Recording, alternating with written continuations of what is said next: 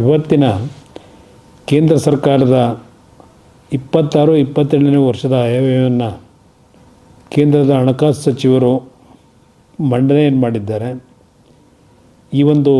ಇವತ್ತಿನ ಒಂದು ಬಜೆಟ್ಟು ವಿಶೇಷವಾಗಿ ನಾನು ಕರ್ನಾಟಕದ ಬಗ್ಗೆ ಹೇಳ್ತಕ್ಕಂಥದ್ದು, ರಾಜ್ಯ ಸರ್ಕಾರ ಪದೇ ಪದೇ 14ನೇ ಹಣಕಾಸು ಆಯೋಗದ ಹಂಚಿಕೆ ಏನಿತ್ತು ಅದರಲ್ಲಿ 15ನೇ ಹಣಕಾಸು ಆಯೋಗದಲ್ಲಿ ನಮ್ಮ ಹಂಚಿಕೆಯನ್ನು ಕಡಿತ ಮಾಡಿದರು ಅಂತಕ್ಕಂಥದ್ದನ್ನು ಏನು ಹೇಳ್ತಾಯಿದ್ರು ಡಿವ್ಯಾಲ್ಯೂಷನ್ ಅಮೌಂಟ್ನಲ್ಲಿ.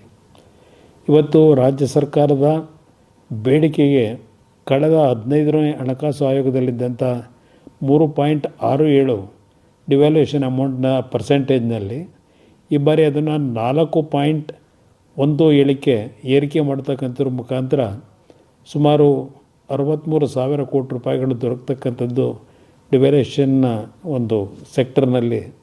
ಇವತ್ತು ಕರ್ನಾಟಕ ರಾಜ್ಯ ಸರ್ಕಾರದ ಈ ಟೀಕೆಗಳಿಗೆ ಉತ್ತರ ಕೊಟ್ಟಿದ್ದಾರೆ. ಅದಷ್ಟೆಲ್ಲ ಇವತ್ತಿನ ಬಜೆಟ್ನಲ್ಲಿ ವಿಶೇಷವಾಗಿ ತೆಂಗು ಬೆಳೆಗಾರರ ಸಮಸ್ಯೆಯನ್ನು ನಾವೇನು ನೋಡ್ತಾ ಇದ್ದೇವೆ. ಹಲವಾರು ರೀತಿಯ ರೋಗದಲ್ಲಿ ಇವತ್ತು ತೆಂಗು ಬೆಳೆಗಾರರು ಸಂಕಷ್ಟಕ್ಕೆ ಒಳಗಾಗಿದ್ದಾರೆ.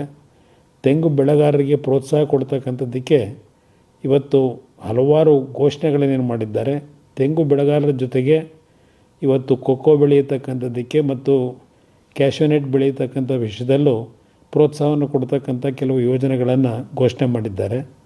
ಅದರ ಜೊತೆಯಲ್ಲಿ ಇವತ್ತು ಹೈದರಾಬಾದ್ ಬೆಂಗಳೂರು ಚೆನ್ನೈ ನಡುವೆ ಎಕ್ಸ್ಪ್ರೆಸ್ ರೈಲಿನ ಸಂಚಾರಕ್ಕೂ ಈ ಒಂದು ಬಜೆಟ್ನಲ್ಲಿ ಒಂದು ಘೋಷಣೆಯನ್ನು ಮಾಡಿದ್ದಾರೆ.